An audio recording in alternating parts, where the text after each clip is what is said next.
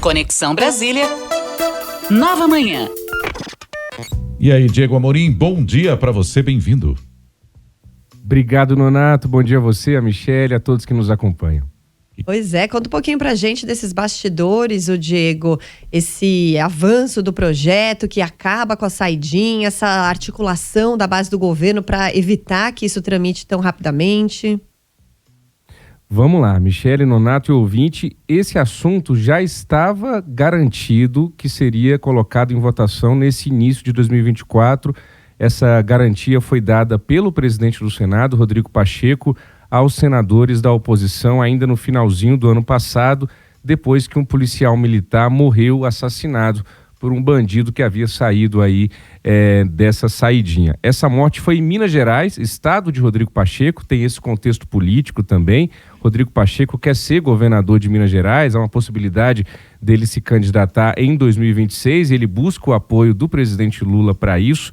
Quando chegou ao Senado, esse projeto recebeu a relatoria do Flávio Bolsonaro, filho do ex-presidente, mais um contexto político também importante de ser notado dentro dessa tramitação. O senador Sérgio Moro acabou apresentando uma emenda para permitir a saída pela chamada saidinha para aqueles presos que deixem a cadeia para estudar. Então, o Flávio Bolsonaro, Nonato, Michele, queria o fim de vez da saidinha. E essa emenda do Sérgio Moro colocou ali algumas condições permitindo a saidinha, por exemplo, para os presos que saem para estudo. Hoje, a legislação permite o benefício da saidinha apenas, não permite, nega apenas para os que praticam crime hediondo. E com esse projeto que está sendo analisado ainda pelos senadores, estenderia a proibição também do benefício àqueles que cometeram crimes com violência ou grave ameaça. Ontem, os senadores da oposição estavam animados com a possibilidade de votação também no plenário, depois que eles aprovaram na Comissão de Segurança Pública o chamado requerimento de urgência. O que é isso? É para acelerar a tramitação, porque, em tese, esse projeto tinha que sair da Comissão de Segurança Pública e ir para a Comissão de Constituição e Justiça. Com o requerimento de urgência, eles tentam puxar isso diretamente para o plenário. Mas a votação desse requerimento de urgência no plenário não aconteceu ontem. A expectativa, Rodrigo Pacheco prometeu para os senadores da oposição, é que essa votação aconteça hoje. Eu lembro a você, ouvinte, que esse projeto já passou no Senado lá atrás, em 2013, é uma votação antiga, um assunto antigo que estava adormecido no Congresso Nacional, passou pela Câmara agora, mais recentemente, em 2022, e como teve o texto alterado na Câmara, voltou para uma nova análise dos senadores. Se o requerimento de urgência não for aprovado hoje, quarta-feira, no plenário do Senado, esse projeto terá de seguir para a CCJ, a Comissão de Constituição e Justiça do Senado Federal, e o fim dessa votação, o fim dessa tramitação deverá ficar para depois do Carnaval. Ontem eu conversei por telefone com o deputado Alberto Fraga, que é o presidente da Frente Parlamentar da Segurança Pública, a conhecida bancada da bala. Ele estava animado com o avanço desse projeto, disse que a intenção desse projeto é diminuir o número de bandidos na rua, disse que esse projeto vem em boa hora, que o Sérgio Petecão, que é o presidente da Comissão de Segurança Pública do Senado, e o Rodrigo Pacheco cumpriram o combinado e a palavra que eles prometeram aos senadores da oposição no fim do ano passado. Disse que a votação desse projeto também ajuda a oposição nas eleições municipais deste ano de 2024, porque a gente sabe que o tema da criminalidade vai ser um tema muito forte nas eleições para prefeito, sobretudo nas principais cidades do país. E o deputado Alberto Fraga também me disse que entre os direitos humanos e a segurança pública, ele fica com a segurança pública porque o valor da vida se sobrepõe aos direitos humanos. Essa foi uma declaração que o deputado Alberto Fraga me deu no dia de ontem. Eu também conversei com outros senadores da oposição, Michele e Nonato, que estavam muito animados, comemorando bastante o avanço desse projeto. O senador Rogério Marinho, inclusive, que é ex-ministro de Bolsonaro, ontem, no finalzinho da votação lá na Comissão de Segurança Pública, deixou muito claro que aquilo era uma vitória da oposição e disse que começar o ano legislativo com a aprovação desse projeto é uma vitória. Por outro lado, eu também ouvi informalmente, no chamado off, que a gente chama no jornalismo, senadores do PT, e um deles me disse o seguinte: olha, todo mundo é a favor desse projeto, do avançar desse projeto, mas defende-se sim que se fique mais claro quais vão ser essas regras. Qual é a ideia de levar isso para a Comissão de Constituição e Justiça?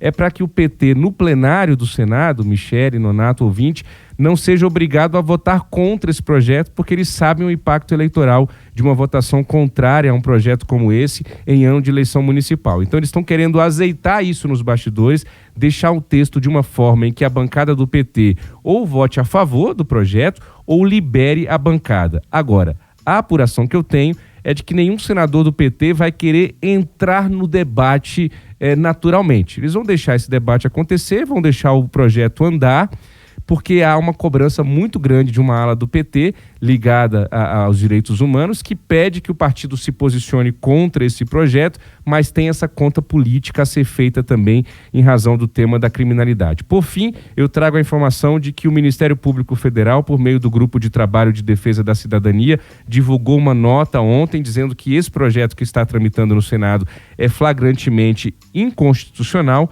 e que as chamadas saidinhas são um importante instrumento de ressocialização e reconstrução dos laços sociais. Esse é um trecho dessa nota que foi divulgada pelo Ministério Público Federal. Eu tentei ouvir em on senadores e deputados governistas, inclusive deputados que votaram contra esse projeto em 2022 lá na Câmara. 3 deles não me responderam, um deles me disse que gravaria um áudio aqui para o nosso ouvinte do Nova Manhã, mas acabou não se concretizando. O espaço continua aberto para a gente avançar com esse debate até o fim da tramitação desse projeto. Michele Nonato. Pois é, muito polêmico, né, Diego, mas que se faz necessário esse debate, porque tem os dois lados também, né? Tem essa questão da ressocialização, que é sem dúvida nenhuma importante, mas acho que carece de ajustes à medida em que a gente observa saidinhas, às vezes de pessoa que é notadamente chefe de tráfico de drogas, outros, por exemplo, a Richthofen talvez tenha sido um grande exemplo que a gente acompanhou de perto, quando ela saía no Dia dos Pais ou Dia das Mães, alguma coisa assim. E isso gerava muita comoção na sociedade exatamente pelo tipo de crime que ela tinha cometido.